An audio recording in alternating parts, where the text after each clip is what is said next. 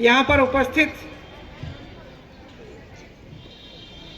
प्रबंध समिति के उपाध्यक्ष, कोषाध्यक्ष और अन्य सम्मानित गण, यहाँ पर उपस्थित इस कॉलेज के सुयोग्य प्रधानाचार्य, उप प्रधानाचार्य, समस्त आचार्य एवं आचार्य बहनों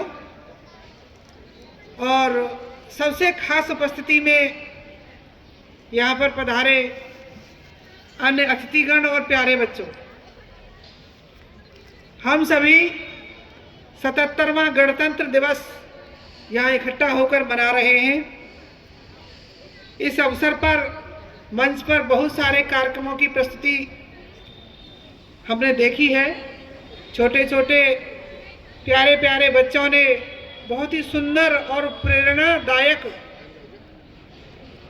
कार्यक्रमों के माध्यम से मंच पर कार्यक्रम प्रस्तुत किया है। मैं इस अवसर पर सभी को 77वें गणतंत्र दिवस की बधाई देती हूँ। आदरणीय बंधुओं, हम सभी जानते हैं कि देश की आज़ादी में और देश के संविधान को लागू करने में बहुत बड़े बड़े प्रयास हुए। 2 वर्ष 11 महीने 18 दिन में संविधान का निर्माण हुआ और 1950 में भारतीय संविधान लागू हुआ। मेरी एक बेटी ने यहाँ प्रस्तुति दी थी, बहुत सुंदर लगा कि संविधान लागू होने के साथ साथ हम सभी देशवासियों को मूल अधिकार प्राप्त हुए। लेकिन उसी संविधान में हमको कर्तव्य करने के लिए भी संविधान निर्माताओं ने और इस देश ने हम सभी से अपेक्षा की है। निश्चित रूप से अधिकार और कर्तव्य एक ही पहलू के, एक ही सिक्के के 2 रूप हैं। मैं तो ये कहना चाहती हूँ कि अधिकार बिल्कुल ना हो, अगर कर्तव्य करने में हम सक्षम हैं तो अधिकार स्वतः ही आ जाते हैं। जो जो हम कर्तव्य करते हैं त्यों त्यों अधिकार अपने आप आ जाते हैं। परंतु संविधान में हमारे अधिकार और कर्तव्य दिए गए हैं। तो आज इस अवसर पर यह बहुत अच्छी प्रस्तुति उस बेटी ने की। मैं आपसे यही निवेदन करना चाहती हूँ कि जो अपेक्षा इस देश ने हमसे की है, संविधान के द्वारा जो कर्तव्य करने को कहा गया है, उनका हमें अपने जीवन में पालन करना चाहिए। विस्तार में जाऊंगी तो बहुत देर हो जाएगी। इस अवसर पर इतना ही कहना चाहती हूँ कि विद्यालय एक ऐसा केंद्र है जहाँ बच्चों का चरित्र निर्माण होता है। पढ़ाई के साथ साथ और ख़ास तौर पर विद्या भारती के विद्यालय बच्चों के चरित्र निर्माण पर बल देते हैं। समाज में भी विद्या भारती के विद्यालयों का इसीलिए एक विशेष पहचान और महत्व है। यहाँ आचार्य बहनें और भाई मिलकर बच्चों को संस्कारवान शिक्षा देते हैं। इस भौतिकवाद के युग में हम सभी देखते हैं कि बड़े बड़े शिक्षा के केंद्र जो बिल्कुल बिजनेस मॉडल पर खड़े हैं, ऐसे भी कार्य कर रहे हैं। अलीगढ़ महानगर में भी ऐसा दृश्य है और जितने भी और बड़े महानगरों में जाएंगे तो और भी बड़े बड़े बिजनेस मॉडल के विद्यालय कार्य कर रहे हैं। उनमें बच्चे पढ़कर, बहुत भारी फीस पर पढ़कर बीटेक, एमटेक, एमबीए और जाने क्या क्या डिग्री चली हैं, उन सबको करके कुछ तो विदेशों में चले जाते हैं कुछ इस देश में भी सेवाएं देते हैं, लेकिन उन सेवाओं और उस पढ़ाई में और विद्या भारती के विद्यालय की पढ़ाई में बहुत अंतर है। उनमें बच्चे पढ़कर इस भौतिकवाद की अंधी दौड़ में आगे बढ़ते हैं। केवल और केवल भौतिकवाद, बड़ी बड़ी आधुनिक सैलरी, मोटी मोटी तनख्वाहें, हर कुछ भौतिक रूप से बड़ा बड़ा। मैं एक थोड़ा सा यहाँ उदाहरण देना चाहूँगी कि एक माँ बाप ने अपना बच्चा ऐसे ही विद्यालय में, अपना बेटा ऐसे ही विद्यालय में पढ़ाकर अमेरिका भेजा। अमेरिका में बच्चे ने अपनी गृहस्थी बसाई और वो वहाँ रहने लगा।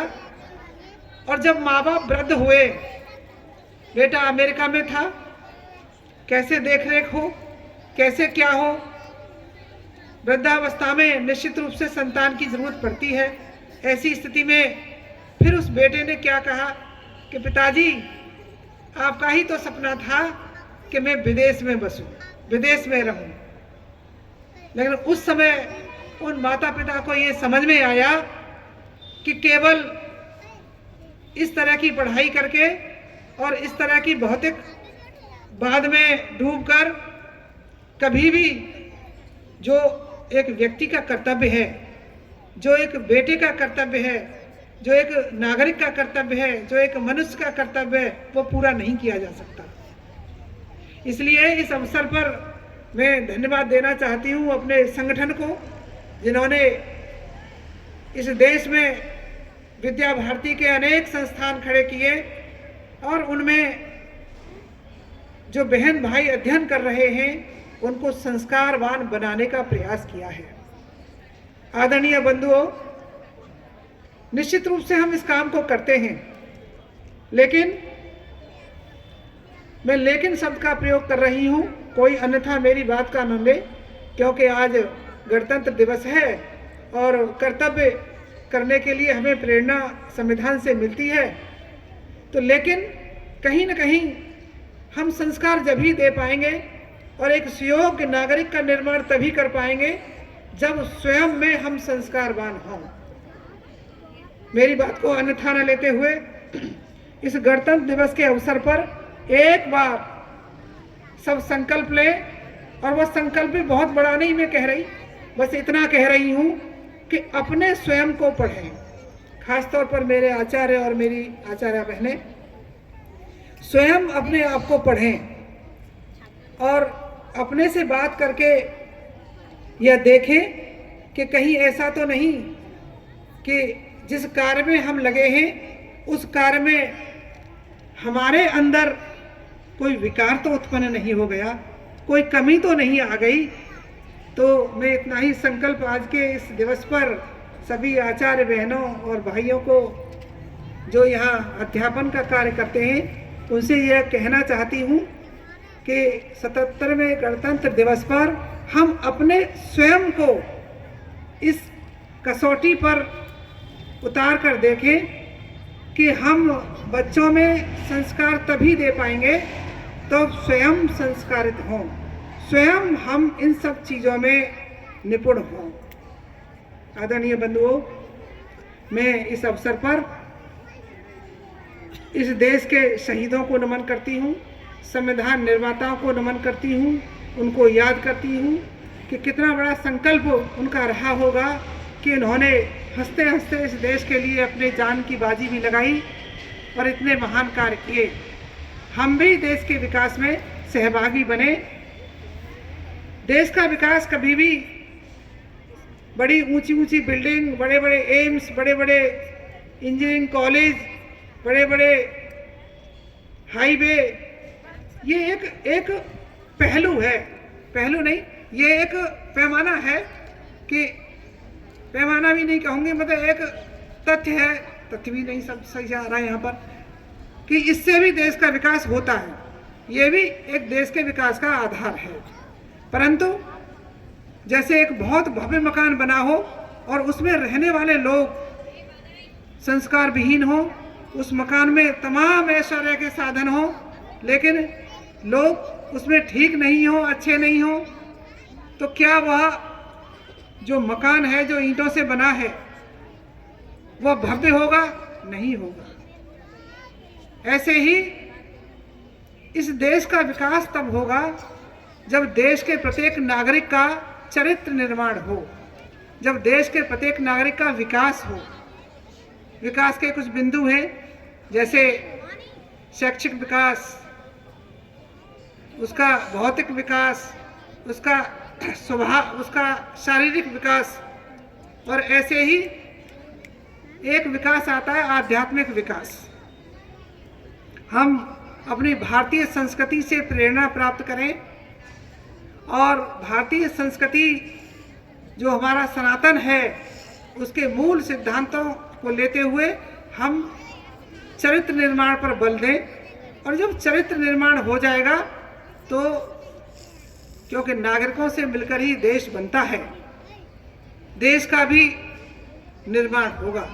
इसलिए पुनः अपनी बात को दोहराते हुए कि इस अवसर पर मैं इतना ही आपसे अपेक्षा करती हूँ कि एक बार हम सब बहनें और भाई जो इस विद्यालय में अध्यापन का कार्य करते हैं, अपने स्वयं में पढ़ें, अपने स्वयं को स्वयं से बात करें और बात करके इन बच्चों के भविष्य निर्माण में अपना योगदान दें।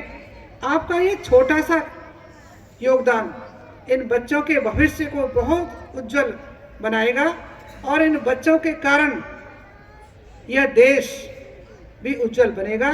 इन्हीं शब्दों के साथ एक बार पुनः आप सबको बधाई देते हुए अपनी वाणी को विराम दूंगी। धन्यवाद।